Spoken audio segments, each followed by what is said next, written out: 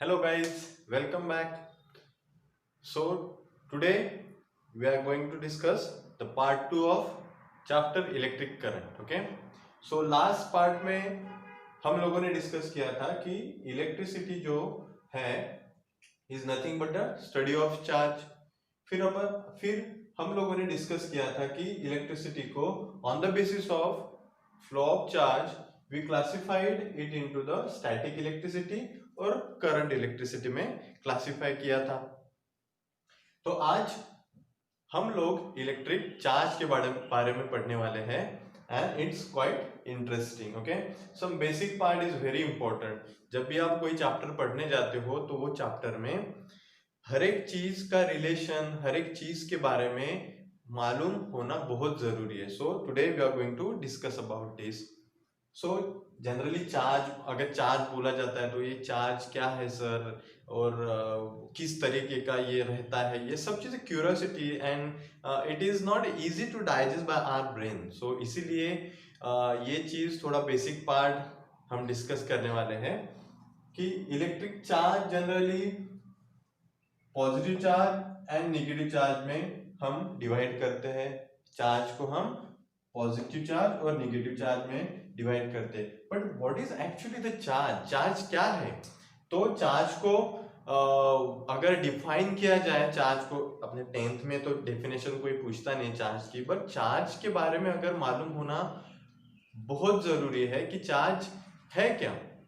So charge is nothing but it's a intrinsic property of any particle. Okay, we studied about the matter is nothing but anything around us that we can perceive, we can weigh, we can what we say, it have the fixed volume, then it occupies the space, everything. And matter is made up of a tiny particle. Matter is made up of tiny particle. उसी particle के बारे में हम बोल रहे हैं यहाँ पे कि charge is nothing but it's a property.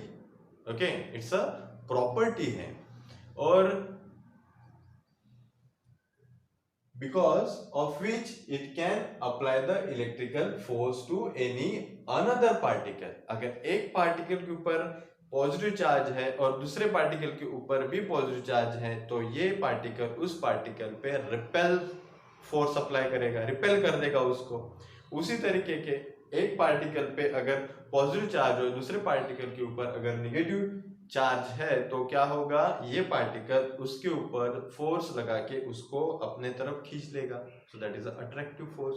C we can elaborate it. Okay, थोड़ा डिटेल में पढ़ते हैं कि सबसे पहले तो चार्ज क्या है। Charge is nothing but it's a property है, और वो प्रॉपर्टी किसके ऊपर रहता है? पार्टिकल। जैसे हम बेसिक में, मैं हमेशा मेरे जो भी बच्चे हैं आइडिएशन के, मैं हमेशा उनको कहता हूँ कि what atom contain?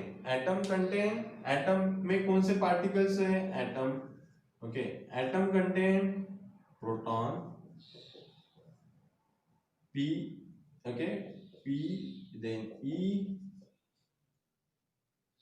and then N. So we combine the called pen. Atom contain electron and neutron. These are the particles which contained by the atom contain. So these proton having the positive charge, electron have the negative charge, neutron have no charge.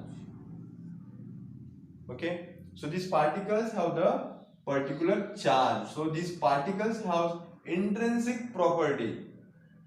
उनके अंदर ही वो property है, they possess the positive charge, negative charge and no charge.